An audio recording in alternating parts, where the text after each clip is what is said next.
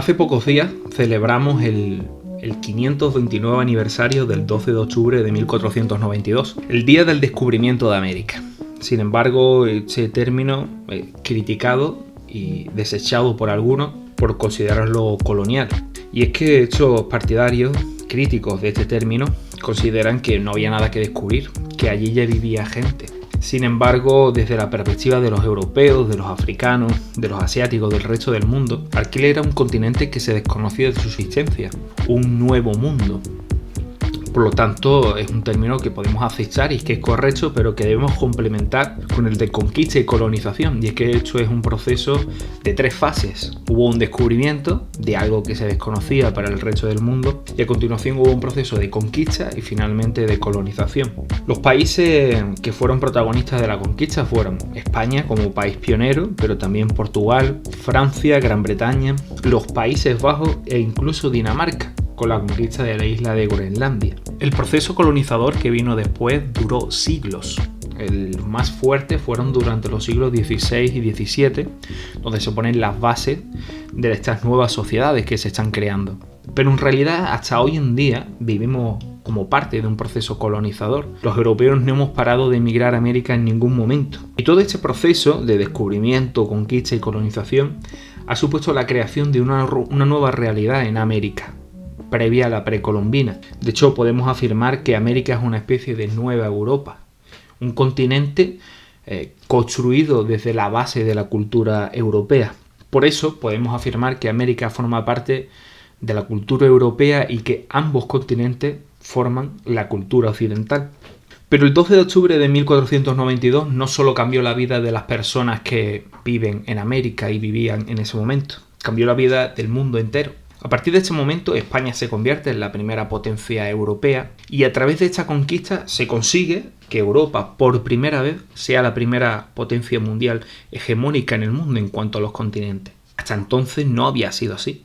Nosotros tenemos la idea y la perspectiva de que la cultura y la civilización occidental ha sido hegemónica a lo largo de los siglos y los siglos. Sin embargo, eso no es cierto. Es precisamente en este momento, con este proceso de conquista y colonización, cuando realmente la cultura europea que conquistaba América se extiende a occidental, es cuando realmente se produce la hegemonía del mundo de esta manera de ver la vida y de esta cultura y de esta civilización. Hasta entonces Europa no era más que un pequeño continente, poco poblado, con pocos recursos, que estaba sometido al imperio de aquel momento, a la verdadera potencia de aquel momento, al menos en esa parte del mundo. El imperio otomano o imperio turco, que tenía el dominio absoluto de la Europa oriental, al menos la parte marítima, mediterránea, y además tenía los Balcanes, toda la península de los Balcanes. Ante la presión del Imperio Otomano, Europa estaba asediada hasta el punto de que el monarca europeo más importante de aquel momento, Carlos I de España y V de Alemania, tuvo que llevar sus tropas imperiales a la ciudad de Viena, que estaba siendo asediada por el Imperio Otomano.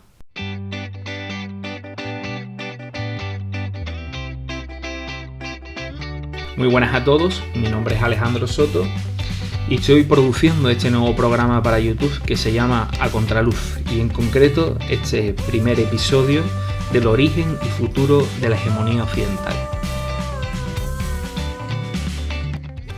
Durante este programa estamos hablando de la hegemonía, por lo tanto sería bueno definirla como tal. Podemos definir la hegemonía, y así lo haremos durante este programa y así lo entendemos este término, como la supremacía de un pueblo o de una nación sobre el resto. Además, la hegemonía implica necesariamente un dominio económico. Además, esta supremacía, en el caso de España, durante este primer periodo de dominio de lo occidental sobre el resto del mundo, se inicia desde un punto de vista de la economía, de los recursos económicos. América era un continente enormemente rico, con todo tipo de recursos, y en especial con oro y plata. Es a partir de esta riqueza económica sobre la cual se cimienta el poderío militar. Y será este poderío militar el que haga de España la potencia política más influyente, y todos estos factores nos hacen indicar que era hegemónica en el mundo, que era hegemónica en Europa y a través de Europa, a través de la conquista de América, hegemónica en el mundo. Durante el siglo XVI se produjeron las grandes conquistas del Imperio Español sobre el Imperio Mexica y el Imperio Inca, Y ya durante el siglo XVII comienza el declive de la hegemonía española. Primero hay que tener en cuenta la derrota en la Guerra de los 80 años y también la derrota en la Guerra de los 30 años. Ambas derrotas se pusieron en la práctica, se pusieron sobre el papel en la Paz de Westfalia de 1648. Pero no fue hasta 1659, con la Paz de los Pirineos, cuando España definitivamente pierde su hegemonía en favor de Francia. La hegemonía francesa durará aproximadamente 100 años. Esta hegemonía sufrió un duro golpe durante la Guerra de Sucesión. Esta guerra en la que se disputaba el futuro del trono de España entre las dos casas dominantes europeas del momento, los Habsburgo, que era la dominante en España hasta ese momento, y la de los Borbones, la que finalmente triunfará. La victoria fue a priori para Francia, que impuso su dinastía sobre España y por lo tanto sobre los territorios coloniales de España, pero tuvo que pagar Francia un alto precio en coste, en vidas humanas y en economía, en sus recursos económicos. Sin embargo, el verdadero momento cuando Francia pierde su hegemonía será con la Guerra de los 7 años, de 1756 a 1763, cuando será derrotada por Gran Bretaña. En esta Guerra de los 7 años, lo que ocurre es que Francia pierde su imperio americano, es arrasada y es devorada por Gran Bretaña en esta parte del mundo y al perder sus posesiones pierde una fuente de recursos realmente importantísima. Gran Bretaña, por el contrario, asumirá estos recursos y esta fuente de ingresos que tenía Francia y además se consolidará como la potencia dominadora de los mares. Pero el momento clave donde realmente Gran Bretaña se convierte de forma indiscutible en hegemónica, sustituyendo a Francia, será con la Revolución Industrial. La Revolución Industrial lo cambió todo. Es junto a la Revolución del Neolítico el más importante acontecimiento de la humanidad. Parte desde una posición de cambio de mentalidades, de cambio del sistema de valores, pero afecta a todos los órdenes. Afectó a la economía, afectó a la tecnología, al modo de producir, a la sociedad. Tuvo derivaciones políticas inevitablemente y cambió el mundo por completo. Desde esta posición económica muy saludable que le proporcionó a Gran Bretaña ser la pionera de la Revolución Industrial, acumuló un poder financiero que junto con su dominio de los mares la hizo indiscutible durante todo el siglo XIX. Habrá que esperar al siglo XX cuando esta hegemonía se tambalee. Y es que las dos grandes guerras mundiales, más que guerras mundiales, fueron dos grandes guerras europeas.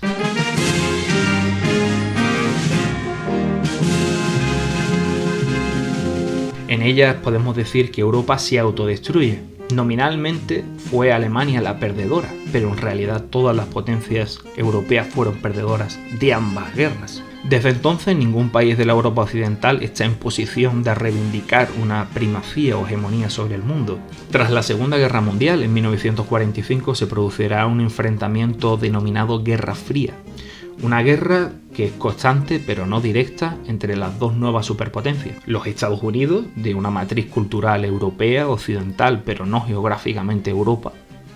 Y la URSS, una potencia continentalmente europea, pero en su cultura no exactamente occidental precisamente, sino una civilización por sí misma. La Guerra Fría tuvo como resultado la victoria de los Estados Unidos y la victoria total del capitalismo sobre el comunismo, por tanto. La caída de la URSS se significó y simbolizó primero en la caída del muro de Berlín de 1989 y finalmente con el colapso de la URSS en 1991. Estados Unidos desde entonces se convirtió en hegemónica, en la única gran superpotencia del mundo. Se hablaba entonces, según la obra de Fukuyama, del fin de la historia, del fin, en definitiva, de las luchas de poder, de las transformaciones políticas, económicas y sociales, porque se había impuesto un orden tan perfecto y tan poderoso, que era el capitalista liderado por los Estados Unidos, que nunca más iba a haber luchas de poder. Por tanto, nunca más iba a haber conflictividad, ni revoluciones, ni nada que se le pareciera. Como sabemos, esto no ha sido cierto. El siglo XXI ha estado cargado de todo tipo de conflictos y todo tipo de eventualidades muy movidas. Hemos tenido una crisis global en el 2008 que ha puesto en cuestión al capitalismo y hemos tenido una pandemia global hace tan solo unos meses. De hecho, aún no la hemos superado, en el mundo al menos.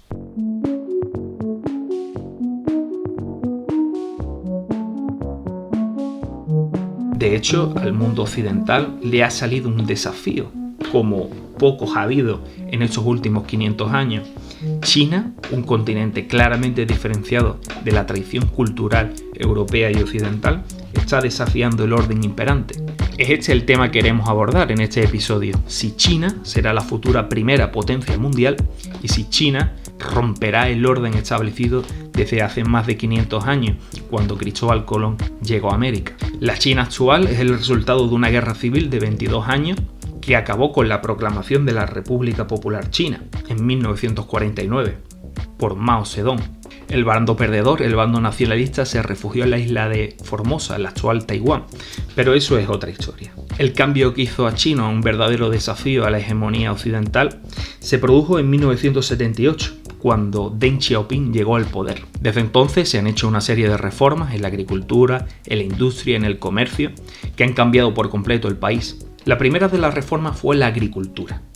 En aquel entonces lo que se hizo fue que se permitió una libertad de comercio, de producción, de venta de todos los productos agrícolas. En concreto, se pasó de una producción comunal, donde el Partido Comunista decía qué se producía y cómo y cuánto, a un modelo de producción familiar donde la familia decide cuánto producir, qué producir, cómo producir y vender la mayor parte de las cosechas por su propia cuenta. Esto fue toda una revolución, provocó un incremento exponencial de los alimentos, de la cantidad de los alimentos y además una reducción de su precio. Ante el éxito abrumador de esta reforma, esta se trasladó a la industria.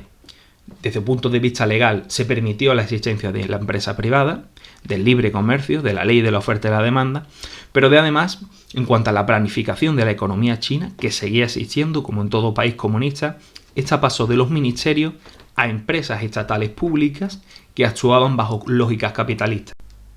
Cuando hablamos de lógicas capitalistas, hablamos de libertad de oferta y demanda, libertad de comercio, libertad de mercado, incluso poder despedir trabajadores, casi un tabú en cualquier país comunista hasta entonces.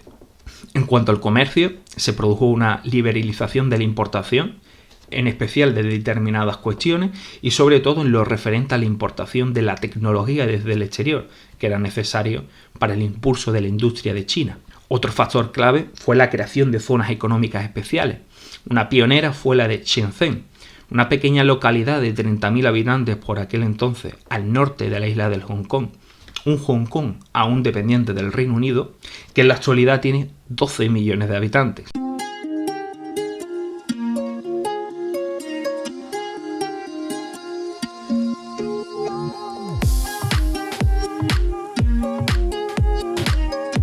Ante el éxito económico de China, con un crecimiento de un 10% anual en los últimos 40 años, habiéndose reducido mínimamente en los últimos años, la pregunta es si será la primera potencia mundial, si superará a los Estados Unidos, a menos en lo económico. Desde luego, ya la ha superado en lo industrial y lo comercial. China es la primera potencia en lo que a la industria se refiere, la fábrica del mundo, y es el primer agente comercial del mundo, tanto en exportación como en importación.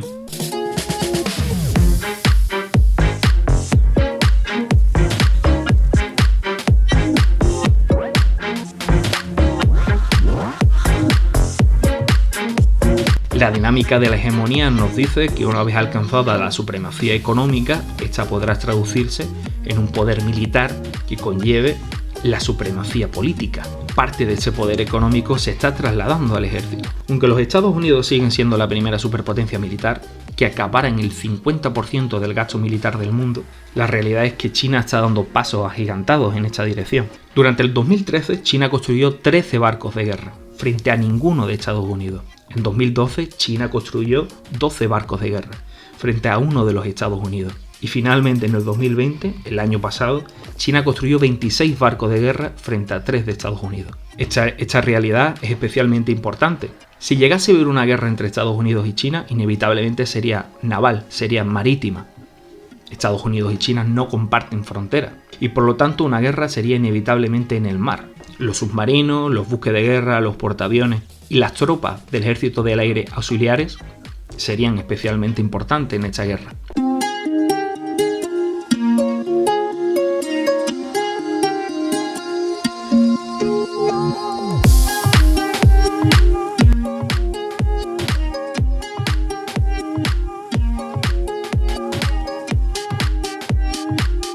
Sin embargo, para poder ser la primera potencia mundial, China tendrá que mantener este crecimiento económico para poder trasladarlo a lo militar y por consiguiente después a lo político. Que sea capaz China o no está por ver. La realidad es que podemos estar ahora mismo ante una posible crisis económica china, algo nunca visto hasta entonces. Y es que hace no mucho conocimos el estado de quiebra técnica de la principal inmobiliaria de China, Evergrande. Las informaciones nos hablan de que Evergrande tendría una deuda de unos 300.000 millones de dólares, pero que no solo sería la crisis de esta empresa, sino de todo el sector inmobiliario. A día de hoy, 3 grandes empresas inmobiliarias chinas, China Property Group, CINIC y Fantasia, ya han quebrado, y una podría hacerlo, Motherland. Todo eso a la espera de la posible o más que posible quiebra del gigante de los gigantes, de Evergrande. Esta crisis del sector inmobiliario no ha ocurrido ahora por casualidad. Ha sido una especie de explosión controlada del gobierno comunista chino antes de que la crisis inevitablemente estalle por sí misma y pueda ser peor.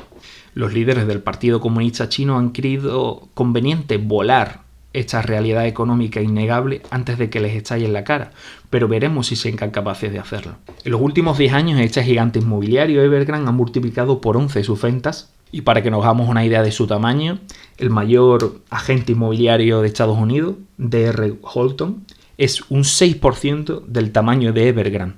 Si a los 304.900 millones de dólares de deuda de Evergrande le sumamos los 13.400 de Motherland, 12.900 de Fantasia y 14.000 de CINIC, el resultado es que la deuda del sector inmobiliario chino es casi 4 veces el Producto Interior Bruto de España. Ser casi 4 veces el Producto Interior Bruto de España de tu deuda significa que tu deuda es tanto como la capacidad de España entera de producir riqueza durante un año entero multiplicado por 4.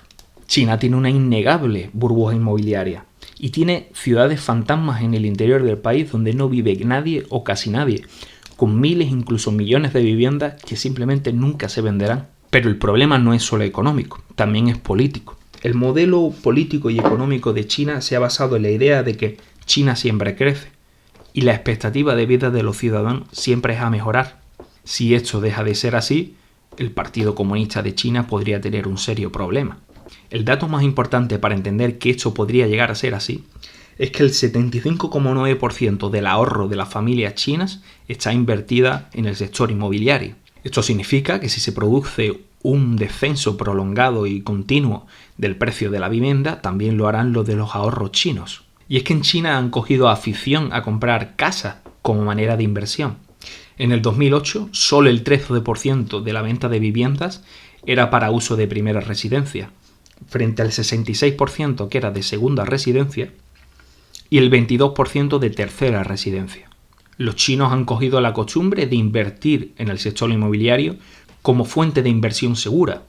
Esto ha hecho que el porcentaje del sector inmobiliario en China sobre su Producto Interior Bruto haya llegado de ser hasta de un 30% en los años 2013-2014. Hay que recordar que en la burbuja inmobiliaria de España llegó a tener un 29% de su Producto Interior Bruto en el sector inmobiliario. Esto no significa que China vaya a tener una crisis de las dimensiones que tuvo España en el año 2008, pero sin duda una cosa y la otra suenan y recuerdan bastante a lo mismo. China tiene la ventaja de tener multitud de reservas financieras en multitud de divisas del mundo y además tiene almacenadas materias primas y fuentes de energía. No estoy con esto queriendo decir que China vaya a desaparecer o implosionar de repente, nada más lejos de la realidad. China seguirá siendo un factor en la política del mundo de primer orden, uno de las grandes potencias del mundo, inevitablemente, por población, territorio, capacidad industrial y comercial, desarrollo tecnológico.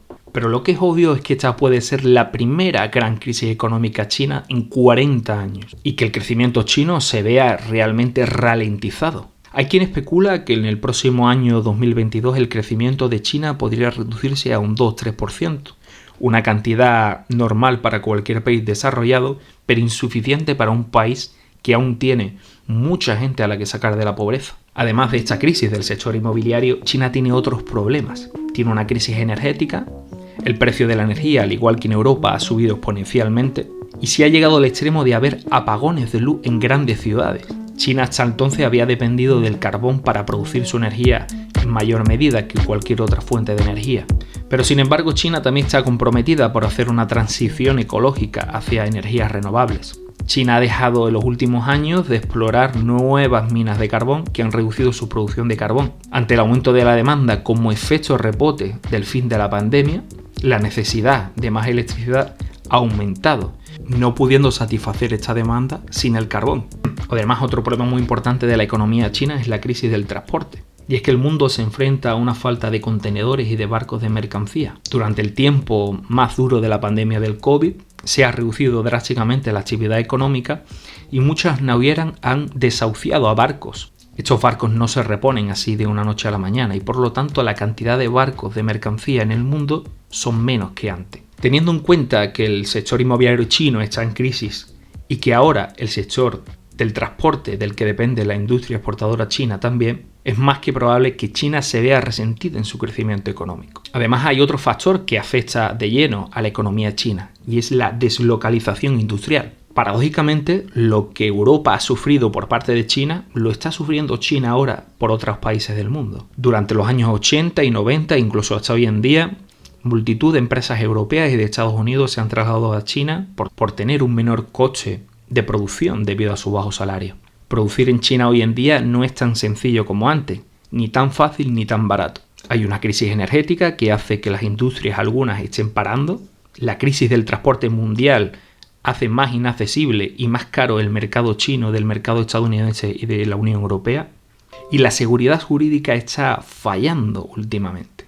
Eso hace que miles de empresas estén abandonando China para irse a Vietnam, a Filipinas, a Malasia, a Tailandia, a Bangladesh o a India, reduciendo la capacidad industrial y comercial como potencia exportadora de China, uno de sus dos grandes motores junto al inmobiliario hasta ahora. Si China llegará a ser algún día la primera potencia mundial, es difícil de saber. ¿Quién sabe lo que pasará dentro de 60 o 70 años? Y si China será la primera potencia mundial. Pero lo que parece obvio es que será difícil que lo sea al corto o medio plazo, sobre todo a partir de estos obstáculos que están ocurriendo ahora, en la que puede ser la primera crisis económica china en 40 años.